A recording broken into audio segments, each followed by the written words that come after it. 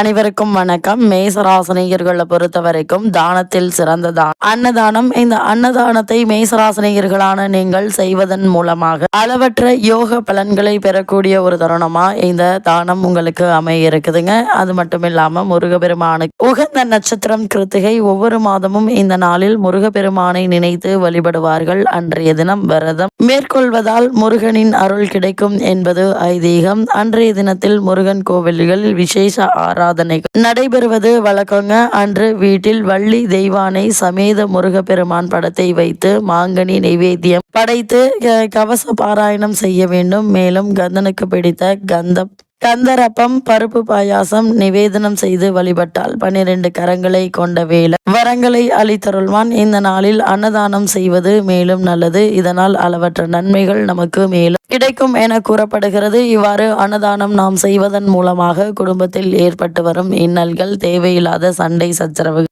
அபிப்பிராய பேதங்கள் நீங்கி நல்ல ஒரு முன்னேற்றம் ஏற்படுங்க. இந்த அன்னதானம் நாம் செய்வதன் மூலமாக 7 தலைமுறைகள் ஏற்பட்டு வந்த பித்ருதோஷம் நீங்கி முன்னேற்றம் ஏற்படும். அதே போல புத்திர பாக்கியத்திற்காக காத்து கொண்டிருக்கும் ஏங்கி கொண்டிருக்கும் மேசராசினியர்களுக்கு புத்திர பாக்கிய யோகம் கிடைக்கும் எனவும் கூறப்படுகிறது. தானத்தில் சிறந்த தானம் அன்னதானம் என்பதால இவை மேலும் சிறந்தவையாக அமைகிறது. அதுங்க மட்டும் இல்லாம சாப்பிடும் போது நொறுங்க தின்றால் 100 வயது என்பார்கள். எனவே நன்றாக மென்று சாப்பிட வேண்டும். பசிக்காத நேரத்தில் சாப்பிடக்கூடாது. கவலை, தூக்கம், கோபம் ஏற்படும் போது உணவு உட்கொள்ளக்கூடாது. உண்ணும் உணவை மகிழ்வோடு உண்ண வேண்டும். கையை ஊன்றி கொண்டும் காலை நீட்டி கொண்டும் சாப்பிடக்கூடாது. விருந்தில் தலைவாழை இலை போட்டு இடது ஓரத்தில் உப்பு வைத்த பிறகு கூட்டு, பொரியல், பச்சடி, மசியல், மண்டி, பிறகு வறுத்த பதார்த்தங்கள், சிறிதளவு ஊறுகாய் வைப்பார்கள்.